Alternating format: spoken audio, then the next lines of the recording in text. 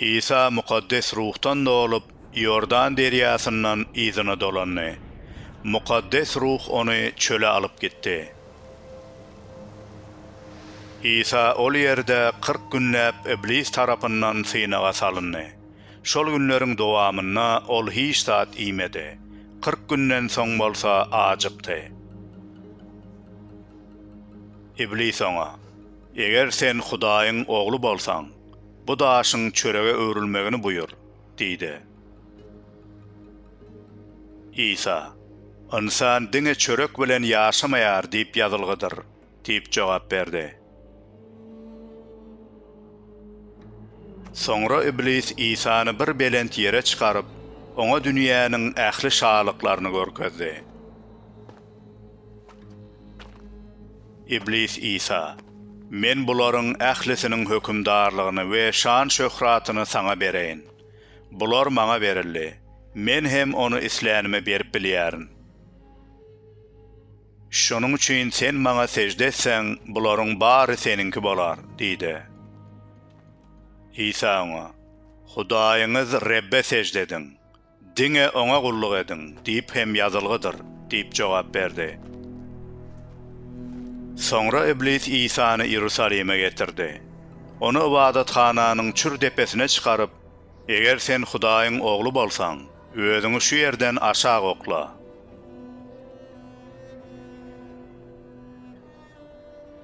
Çünkü şeýle ýazylgydyr.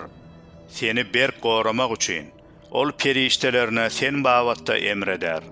Ayagyň daşa büdremez ýaly, olar seni ellerine göterer" diýdi.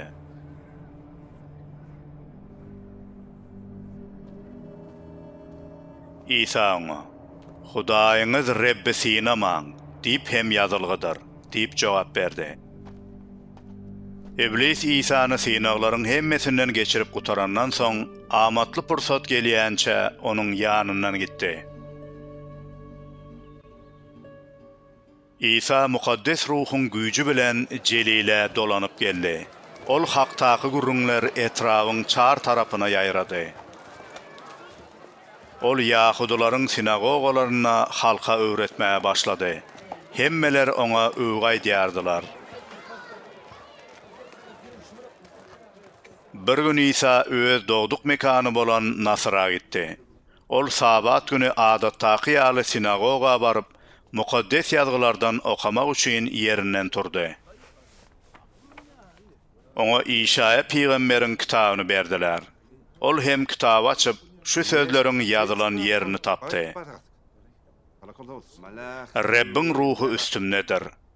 Garyplara hoş hawary bildirmegim üçin ol meni seçip saýlady.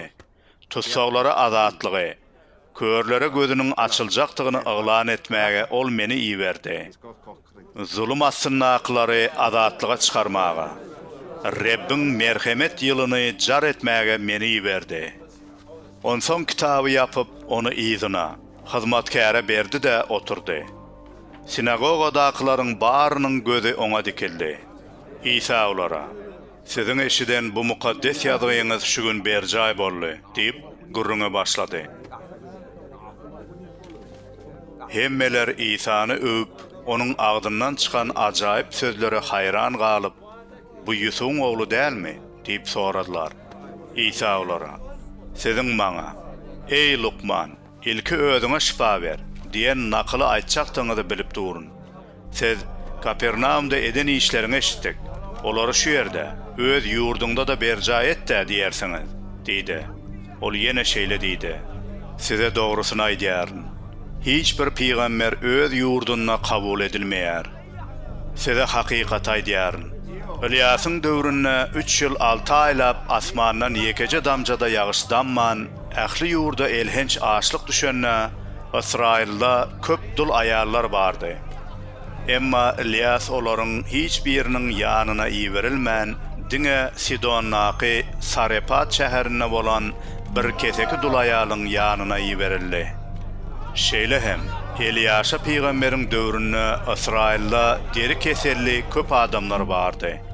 Emma Eliýaşa diňe Siriýaly keseki nagamanyň ýanyna iýberildi we ondan başga hiç kim tämiz bolmady. Bu sözleri eşidenlerine Sinagogadakılaryň bary gahar gadawa minni. Olar ayağa galyp İsa'ny şäherden kowdular. Nasra şäheri depede yerleşýärdi. Olar onu şol depäniň çür başyna çykaryp aşağı taşlajak boldular.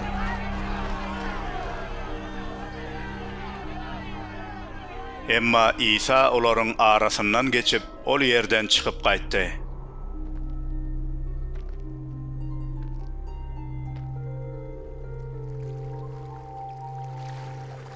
Onsoň İsa Jeliläniň Kapernaum şäherine gelip Sabat günü halka öwretmäge başlady. Halk onuň taglimatyna hayran galdy. Sebäbi ol ygtyýarlylyk bilen gepleýärdi. Sinagogada arwakjyn eýlen bir adam bardy. Ol batly ses bilen gyýgyryp: "Ey Nasaraly İsa, biziň bilen näme işiň bar? Bizi ýok etmäge geldiňmi? Men seniň kimdigini bilýärin. Sen Hudaýyň mukaddesisin" diýip gyýgyrdy. İsa arwakjyna käýäp, "Sen bol, bu adamdan çyk" diýip buyruk berdi. Şonu arwakjyn ol adamy hemmeleriň öňünde ýere ýykdy da hiç ziýan ýetirmän ondan çykdy. Hemmeler hayran galyp biri-birlerine: "Bu nähili söz? Ol ygtyýar hem gudrat bilen arwakjynlara buyruk berýär. Olar hem çykýarlar" diýişdiler. İsa hakyndaky habar bu etrawyň çar tarapyna ýaýrady. İsa sinagogadan çykyp Simonyň öýüne bardy. Simonyň gaýnanesi kızdyryp ýatyrdy. Muňa İsa'dan kömek soradylar. İsa onuň baş ucunda durup gyzyrma käýedi welin onuň gyzyrmasy aýryldy. Ol aýal dessine ýerinden turdy da olara hyzmat etmäge başlady.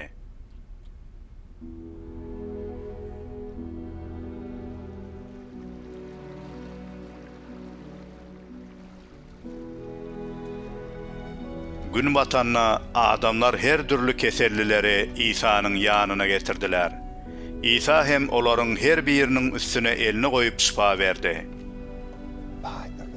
Köpüsünden arwakjynlar "Sen Hudaýyň oglusun" diýip gyýgyryşyp çykýardy. Emma İsa olara käýäp geplemeklerine ýol bermeýärdi. Sebäbi olar onuň Mesihdigini bilýärdiler. Ertesi gün daň atanna İsa öýden çykyp bir çola ýere gitdi. Halk hem onuň gözlegine çykdy. Olar İsa'ny tapanlaryna, onu öz ýanlaryna alyp galmaga dyrjaşdylar. İsa olara: "Men Hudaýyň şalygynyň hoş habaryny beýleki şäherlerde de wagt etmeli. Hut şonuň üçin hem iyi berildim" diýdi. Şeýdip ol Yahudiýanyň sinagogalaryna wagt etmegini dowam etdirdi.